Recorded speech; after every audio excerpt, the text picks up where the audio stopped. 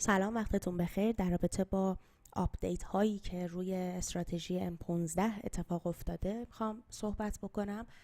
قبل از هر چیزی بگم که تیک پرافیت به این سیستم اضافه شده و همینطور بحث تریلینگ استاپ اتومات از استراتژی M15 کلن حذف شده.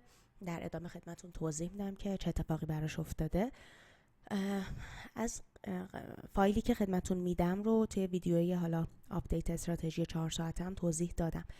فایلی که بهتون میدم فایل یک اندیکاتوری هست که نوشتمش، شخصی سازیش کردم و در واقع همون اندیکاتور کورال هست. حالا نه هم سرچ کردین یا نه میدونید چی هست یا نه، ولی یک اندیکاتور که خب بیس این اندیکاتور مووینگ اوریج هست، ولی در واقع اون ضرایبی که به این اندیکاتور دادم شخصی سازی شده هست و نسبت ضرایب فیبوناچی و همطور عدد 3.14 یا همون عدد پی توی ریاضی رو ازشون ایده گرفتم، ازشون استفاده کردم و نهایتا شده یک اندیکاتور شخصی سازی شده.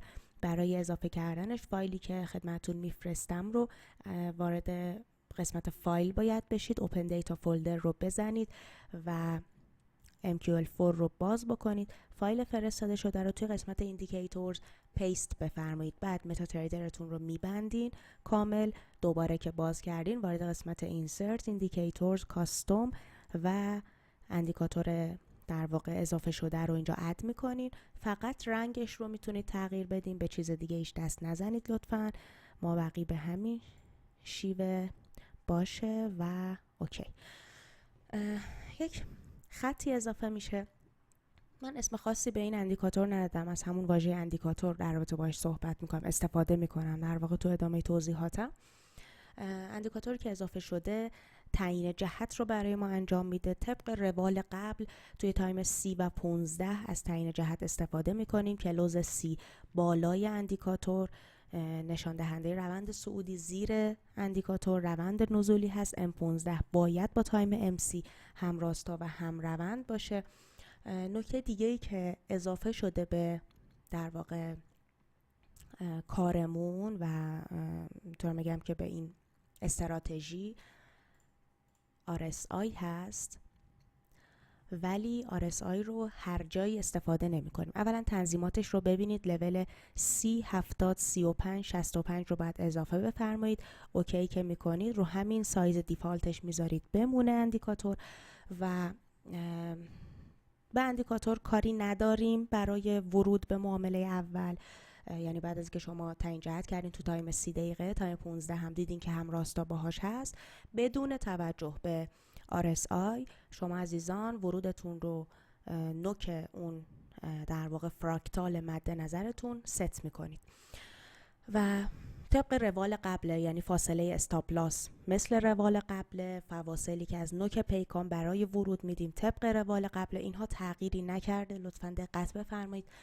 تنها جایی که شما عزیزان باید به اندیکاتور RSI توجه کنید زمانی هست که یک معامله گرفتین، برای مثال معامله بازه و فراکتال جدیدی دریافت میکنید و میخواید که افزایش حجم بدید. بچه دقت کنید، فقط برای افزایش حجم شما میاید به RSI توجه میکنید و نگاه که میکنین میبینین که خب این پوزیشن هم که بازه، این اوکی. اینجا اگه بخوام افزایش حجم بدم میام به RSI توجه میکنم. اگر RSI هم لب به لب لول 65 70 به بالا باشه، یعنی نقطه اشباعی که من در نظر گرفتم از لول 65 لبه 65 به بالا باشه، اشباع افزایش حجم انجام نمیدیم. برای سل هم به همین منوال لبه 35 سی به پایین اشباع فروش هست و افزایش حجم انجام نمیدیم. اگر به هر طریقی این معامله بسته شد، یعنی داستانش تموم شد، یعنی مثلا چه SL خورد چه TP خورد، هر چیزی که شد، این معامله بسته شده و اگر آخرین فراکتالی که رو چارت میدیدیم این بود، این دوباره میشه پوزیشن 1 ما و اینجا دوباره برای ورود دیگه کاری به RSI نداریم. لطفا این تیکر رو خیلی بهش دقت بفرمایید، چون میدونم که اینجا ممکنه یه ذره براتون سوال برانگیز بشه. جاهایی که گفتم به RSI کار داریم و نداریم رو خیلی بهش توجه کنید. حالا مثلا این باز هست، بسته شده، میخواید معامله جدید بگیرید، دیگه کار به RSI ندارید، ولی اگه معامله باز بود خواستید افزایش حجم بدید، به RSI توجه میکنید. نکته دیگه، بحث تریلینگ استاپ اتومات از استراتژیمون حذف شده و اتفاقی که میفته بچه ها اینجوری میشه. مثلا من اینجا ورود زدم و حد ضررم رو با اختلافی که همیشه از آخرین فراکتال خلاف قرار میدادیم ست میکنم. چون میدونید فواصل رو، اعداد و اندازه ها رو، من که خیلی اینجا درگیر اندازه گیری نمیشم. به محض اینکه پوزیشن رو ست کردین، خب یک SLی داره، میایید از نقطه ورودتون تا حد ضررتون یک فیبوناچی میکشین. دوستان تیک پرافیت شما عزیزان برای روزهای دوشنبه تا پنجشنبه میاد روی عدد R/R 1.5، یعنی اینجا،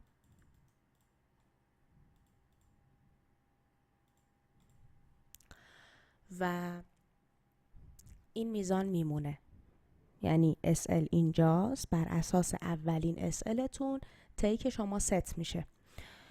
برای روزهای جمعه این میزان تیک پرافیت رو باید بیارید پایین تر و روی عدد 1.25 بذاریدش برای روزهای جمعه، چون جمعه ها یه مقدار روزیه که مارکت حرکات رفت و برگشتی یا اصطلاحاً پینگ پونگی زیادی داره. ما یه جورایی ترجیحمون اینه که جمعه ها اصلا معامله نکنیم، ولی اگر که معامله کردین، پوزیشن ها رو گرفتین، روی تیک 1.25 بذارید. بعد SL چی میشه؟ SL فراکتال به فراکتال آپدیت میشه. مثلا فرض کنید میاد اینجا یه فراکتال خلاف جهت میاد روی این نقطه، SL آپدیت میشه دستی، ولی تیک پرافیت دست نمیخوره دوستان. این رو بذارید بر اساس اولین SLی که ست کردید بمونه. و این خلاصه فراکتال به فراکتال آپدیت میشه. قصدمون این نیست که بیایم با SL سیو سود کنیم اینجا، چون خیلی زودتر تیکمون میخوره. قصدمونی که با TP خارج بشیم از معامله، ولی هدفمون این هستش که رفته رفته SLمون رو کوچیک‌تر بکنیم، یعنی ما دوست داریم که SL کوچیک‌تر بشه. سوالی که ممکنه براتون پیش بیاد، چرا R/R 1.5؟ ببینید دوستان، زمانی که شما میخواید یک استراتژی طراحی کنید، مثلا اینو من میکشم اینجا، شما باید یا به امر ریسک به ریوارد توجه بکنید، یعنی R/R رو پایین بیارید، در حقیقت ریواردتون رو پایین تر بیارید که وین ریتتون بالا بره، یا اینکه باید روی درصد سودتون نهایتاً تمرکز بکنید. به عقیده من نهایتاً چه شما درصد سودتون در یک استراتژی بالا بره، چه وین ریتتون بالا باشه، اولا که شما نمیتونید هر دوی اینا رو با هم بالا نگه دارید، این از این. و نکته دیگه این که نهایتاً اینها یه هدف و غایت شبیه به هم دارن، یعنی که شما توی دراز مدت چه درصد سودتون رو بالا برده باشی، یعنی مثلا به جای R/R 1.5 مثلا R/R رو بیارید، ریواردتون رو بذارید رو 3، خب احتمال اینکه این تیپی بخوره میاد پایین تر، ولی اگه مثلا 10 بار این بخوره، میزان سودتون میزان خوبی میشه. حالا ما میگیم تعدد تیپی خوردن رو بالاتر ببریم ولی میزان سودمون رو پایین تر بیاریم، هیچ فرقی در دراز مدت به حال ما، به حال حسابمون نمیکنه. اما شخصاً به عنوان کسی که در واقع با این سیستم دارم پیش میرم، اولین چیزی که خب باید بهش توجه بکنم اینه که ببینم من نوعی با چه سیستمی روانم آرومتر و آسوده تره. من خودم شخصا زمانی که TP های بیشتری میخورم، TP هام بیشتر تاچ میشه یا کلا معاملاتم با سود بسته میشه هر چند کم، خیالم راحت تره، اون استرس معاملاتیم کمتره تا اینکه بیام صرفاً یک معامله رو طی تایم طولانی باز بذارم و بشینم به امید یک سود بیشتر. کمان که ما با سیستمی که اومدیم تغییر دادیم و آپدیت کردیم فرصت این رو داریم که مکررن وارد در واقع پوزیشن بشیم و خارج بشیم. شرط 3 قسمت بندی و سقف و کف بندی چارت رو کلاً برداشتم و برای در واقع ورود هامون دیگه کاری به اون قسمت نداریم.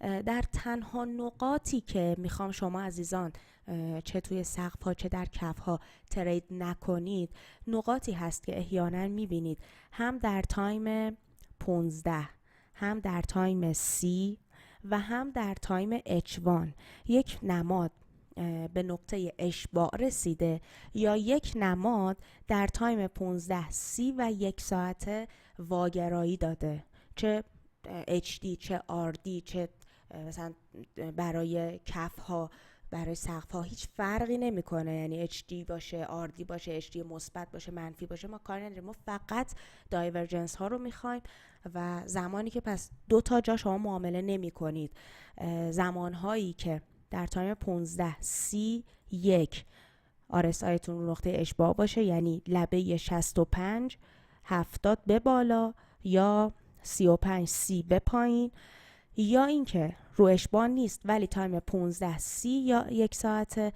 بهتون در واقع دایورجنس داده. روی این نقاط شما عزیزان بهتره که دست از معامله کردن بکشید. قاعده نیم ساعت قبل و بعد از خبر ترید نکردن رو هم همچنان داریم و طبق روال پیش میره. در رابطه با مواردی که نگفتم، یعنی بچه ها هر جایی که قرار بوده تغییر بکنه رو عرض کردم، جاهایی که راجبش صحبت نشده بدون تغییر باقی میمونه. امیدوارم که پرسود و موفق باشید.